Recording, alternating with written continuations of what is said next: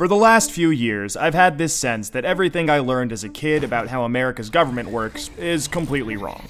But I had no idea how bad things actually were until I saw this one graph. Researchers at Princeton University looked at more than 20 years worth of data to answer a pretty simple question: does the government represent the people? Now, this is what they found. This axis here represents public support for any given idea.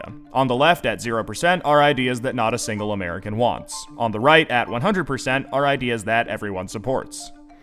This axis represents the likelihood of Congress passing a law that reflects any of these ideas, from a 0 to a 100% chance. On this graph, an ideal republic would look like this. If 50% of the public supports an idea, there's a 50% chance of it becoming law. If 80% of us support something, there's an 80% chance. You get the idea. Now, most Americans would probably agree that, with a few exceptions, we should be as close to this ideal as possible. Unfortunately, the way America actually works doesn't even come close. Take an idea that nobody supports, literally nobody, and it has about a 30% chance of becoming federal law. Now, take an incredibly popular idea, the most popular idea this country has ever seen, and there's also about a 30% chance of it becoming law. This means that the number of American voters for or against any idea has no impact on the likelihood that Congress will make it law. Put another way, and I'm just going to quote the Princeton study directly here, the preferences of the average American appear to have only a minuscule, near zero, statistically non-significant impact upon public policy. So if you've ever felt like your opinion doesn't matter and that the government doesn't really care what you think, well, you're right. But there's a catch. This flat line only accounts for the bottom 90% of income earners in America.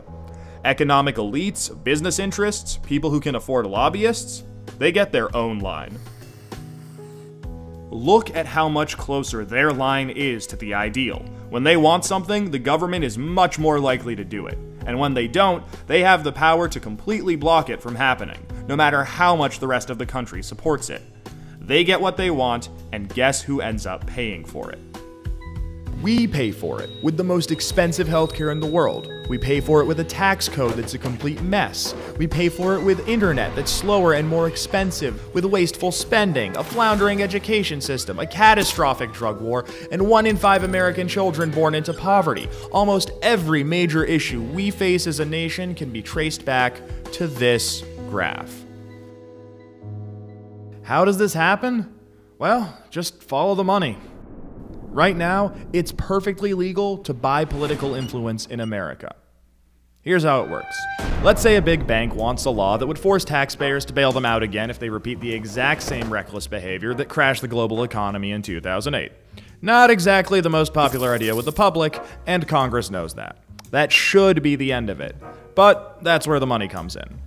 It's perfectly legal for our bank to hire a team of lobbyists, whose entire job is to make sure that the government gives the bank what it wants. Then, those lobbyists can track down members of Congress who regulate banks and help raise a ton of money for their re-election campaigns.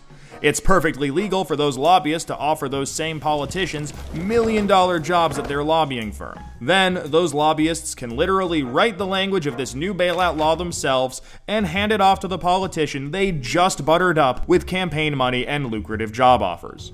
And it's perfectly legal for those politicians to take the lobbyist-written language and sneak it through Congress at the last second. So now you've got a law that greatly benefits the banks, and the whole process can start over. This is how a bill becomes a law. A special interest hires some lobbyists, those lobbyists collect campaign contributions, offer jobs, and then write the laws that Congress then passes to help those same special interests.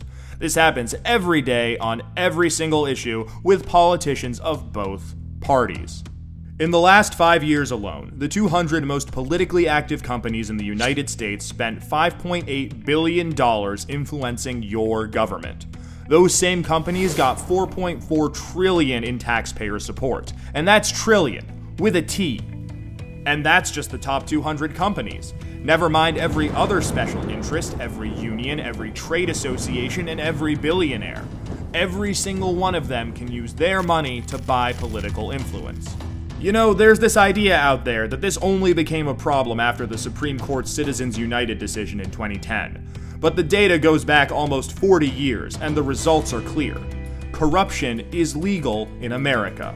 And as long as it is, anyone who can spend money to buy political influence will. The solution here isn't rocket science. Make corruption illegal. We already know Congress won't do it. I mean, one look at this chart will tell you that. What we need is a plan that lets us go around Congress and do what the American people do best. Fix this mess ourselves. Well, good news. We have that plan and it's already working. Now that we've got the problem covered, let us show you how to be part of the solution.